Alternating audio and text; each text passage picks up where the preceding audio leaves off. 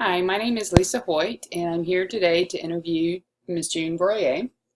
And she's a 78-year-old white female, and we're going to talk for a little bit today. Hi, how are you doing today? I'm tired now, but I've been Tired. doing better. Well, it's good to see you again. Let me start off like I do every other time and tell you about the confidentiality. Anything you say here in the office is just between you and I, unless it goes against personal harm. If I feel like someone may be harmed, then I have to report that to my supervisor. Okay. Thank you. You're welcome. So you're tired today. Yeah. What It's have been you a been busy up to? day. I went over to Clarksville and went to hear my son preach, and I went out to dinner with him and my daughter-in-law, and then I went over to see my granddaughter who's going to have a baby, and she's having some struggles. Oh, And every night she's been in and out of the hospital almost every day for the last 3 weeks. They're afraid of complications because of high blood pressure. Okay. So it's a stressful situation. And so, yeah, for you, for the whole family. For the whole probably. family. My daughter-in-law wound up with shingles as a result. My son's blood pressure is way up, and my blood pressure is way up too. So how have you been taking care of yourself? If Trying to rest trying to and rest? read and not worry about it, but it's just natural. She's my oldest grandchild. Right. She's 35. And so it's natural to worry. That's Yes. right. Right. Okay. And this is her first child. Her first child. So that's okay, though. Is okay? Yeah. Well, we can talk about that. How do you feel about that? Well, she's not married. She's a good girl. She's not a tramp. She's not a person that runs around. It just makes me sad that this has happened at this time in her life, because Right. she's always been very active in church and signed all the Just Say No pledges and participated. So, but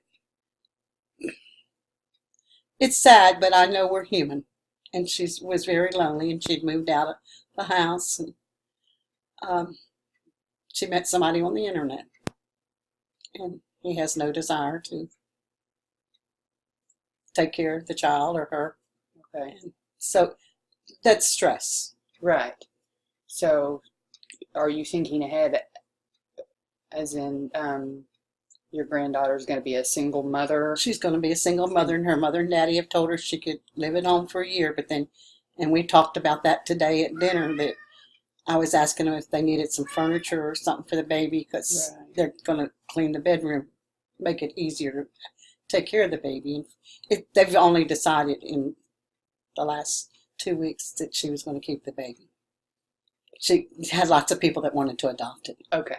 Okay. So that It those wasn't were any her other way. It was options. adoption. Okay. And So wow, that's been so it's been stressful for right everybody. for Yeah. several weeks, I would Yeah. imagine. If, Yes. Right. Okay.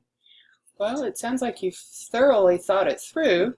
I'm looking Hopefully, forward to it. yeah. She's named the Well, that's baby. Good. She's That's named good. it's Sarah Grace, you know. So that's excellent. You at first you kind of talked about how it was a little problematic Yeah. because she was out of wedlock, but you're excited about it. Yeah. It is going to be a beautiful little baby for you. So, well, that's good to hear. That's very good to hear. And my son doesn't have any grandchildren, or his wife, and they love grandchildren, and they help the military, and they become grandparents to the people at the church that he preaches at sometimes, like Right. once a month. Okay. So.